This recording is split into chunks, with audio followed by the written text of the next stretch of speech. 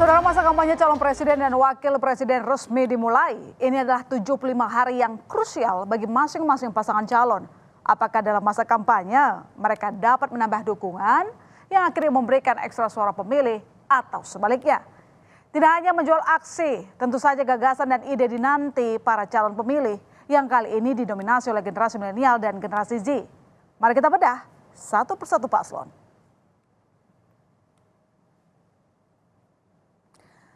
Ya saudara, pada hari pertama kampanye, calon presiden nomor urut 1 Anies Baswedan menemui warga di Tanah Merah, Jakarta Utara. Memiliki nilai historis bagi Anies. Tanah Merah merupakan lokasi yang sama saat Anies pertama kali kampanye dalam pemilihan Gubernur DKI Jakarta pada 2016. Anies pun melanjutkan kampanye ke sejumlah titik hingga Kota Bogor. Ya, sementara itu calon wakil presiden nomor urut 1 Muhaimin Iskandar berkampanye di Jawa Timur yang adalah basis massa Partai Kebangkitan Bangsa. Muhaimin bertemu dengan ibu-ibu jaringan perempuan Nahdlin di kota Mojokerto. Muhaimin juga bertanding sepak bola bersama mantan pemain timnas di Kabupaten Sidoarjo. Ya saudara, sementara itu di hari pertama masa kampanye, calon presiden nomor urut 2 Prabowo Subianto tidak mengambil cuti. Prabowo sebagai Menteri Pertahanan mengikuti rapat terbatas terkait sistem pertahanan alutsista bersama Presiden Joko Widodo di Istana Bogor, Jawa Barat. Ya, dan cawapres nomor urut 2 Gibran Rakabuming Raka juga tidak melakukan kampanye Selasa kemarin. Gibran beraktivitas sebagai wali kota Solo dan menonton laga semifinal Piala Dunia U17 Indonesia 2023 antara Argentina melawan Jerman di Stadion Manahan, Solo. Ya, meski demikian, tim pemenangan Prabowo Gibran tetap bergerak pada hari pertama kampanye dengan membagikan paket makanan dan susu sebagai upaya mencegah serta mengurangi stunting. Oke, sekarang kita beralih ke pasangan capres-cawapres nomor urut 3, Ganjar Pranowo dan Mahfud MD. Keduanya berkampanye secara terpisah. Nah, Ganjar bertolak ke ujung timur yakni Merauke di Papua Selatan. Sedangkan Mahfud ke ujung barat yakni kota Sabang Aceh. Pemilihan lokasi kampanye ini berkaitan erat dengan lagu Dari Sabang Sampai Merauke yang menyeratkan makna persatuan dan semangat kesatuan. Ganjar dan Mahfud pun berdialog dengan warga setempat. Menurut Ganjar, wilayah-wilayah paling ujung di Indonesia seharusnya menjadi prioritas perhatian pemerintah. Ya, para paslon menyiapkan strategi kampanye untuk menyampaikan gagasan dan program kerja. Tidak hanya dengan belusukan. Beberapa jargon mulai terdengar agar para paslon mudah diingat oleh calon pemilih. Para paslon juga harus menyiapkan taktis super kreatif. Berbeda dengan pilpres-pilpres sebelumnya. Para paslon kini berhadapan dengan pemilih yang mayoritas adalah generasi milenial dan generasi Z.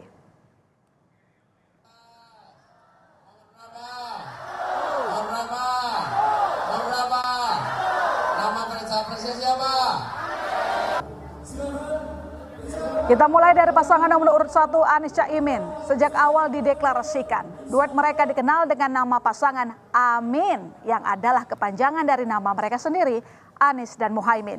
Pada hari pertama kampanyenya, dalam satu jari pun sudah mulai bertebaran di mana-mana. Satu jari yang sesuai dengan nomor urut mereka. Konotasi angka 1 ini juga mereka aplikasikan ke dalam visi misi mereka sebagai capres dan cawapres, yakni 1, kemakmuran. Indonesia adil, makmur untuk semua.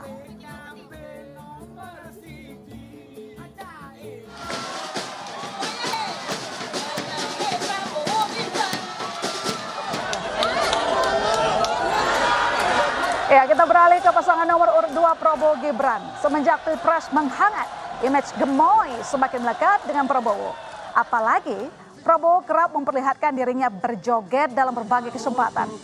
Prabowo mengungkapkan berjoget merupakan bagian dari alam bawah sadarnya jika menerima kabar gembira. Hal ini berkaca dari masa kecilnya saat disambut datang di rumah kakeknya. Menurut Ketua Tim Kampanye Nasional Prabowo Gibran, image gemoy yang menjadi perhatian anak muda lahir secara organik.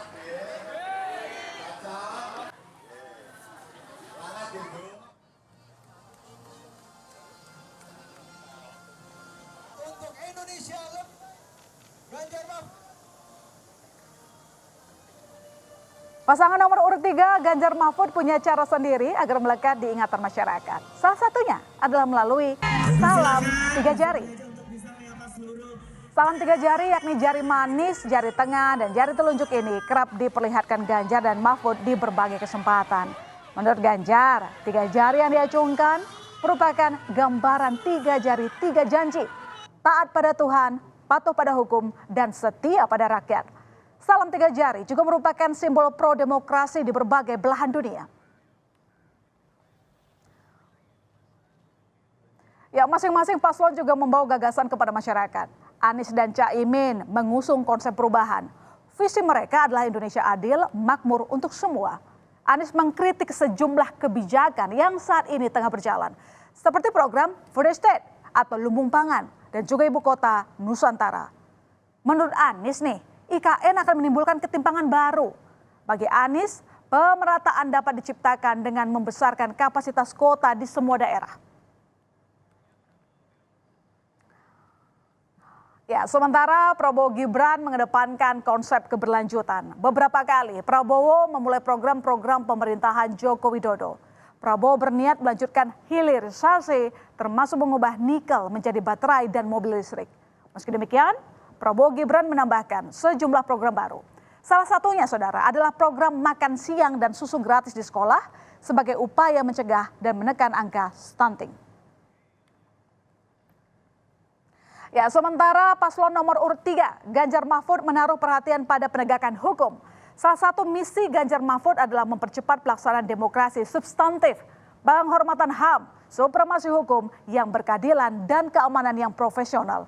Visi dari pasangan Ganjar Mahfud adalah menuju Indonesia unggul, gerak cepat, mewujudkan negara maritim yang adil dan lestari. Ya, pertandingan menuju kursi RI 1 sudah dimulai, 1 suara. Semua ingin proses pilpres ini berjalan jujur dan adil. Saat menghadiri acara Rakornas Gakumdu di Bawaslu, 3 pasangan capres-cawapres menyampaikan komitmennya untuk menjaga pemilu tanpa kecurangan. Karena itu kami berharap kalau ada yang belok kanan, belok kiri, segera ditegur, segera diluruskan, segera didisiplinkan agar semua arahan dari puncak terus sampai ke bawah tanpa ada penyimpangan. Bukan sekedar pernah diperintah, tapi konsisten menjaga perintah itu dilaksanakan sampai ke bawah, sampai semua yang terlibat. Integritas pemilu kita bukan dinilai dari fakta yang kita tanda tangani, tapi dari peristiwa di lapangan yang sesuai dengan fakta yang kita tanda tangani. Yakin bahwa penyelenggara pemilu dan aparat penegak hukum sadar akan tanggung jawab ini dan akan menyelenggarakan pemilu ini dengan sebaik-baiknya. Terima kasih. Komitmen kami nomor urut 2, kami akan menjalankan segala ketentuan dengan sebaik-baiknya. Kami hanya ingin suara rakyat yang didengar, suara rakyat yang menentukan, suara rakyat yang menang. Apa yang tadi dibacakan, apa yang tadi kita torehkan dalam tanda tangan komitmen adalah sebuah ungkapan dan keseriusan dari pikiran, hati, dan tindakan kita. Kami sangat percaya seluruh penyelenggara pemilu dan aparatur akan melaksanakan ini dengan sungguh-sungguh. Maka kami menyampaikan penghormatan dan terima kasih. Ya, masa kampanye akan berlangsung selama 75 hari hingga 10 Februari 2024. Waktu yang penting bagi paslon untuk adu gagasan dan juga menjadi masa yang tepat bagi para calon pemilih untuk menilai kandidat para pemimpin bangsa. Karena 1 suara berarti menentukan arah masa depan bangsa.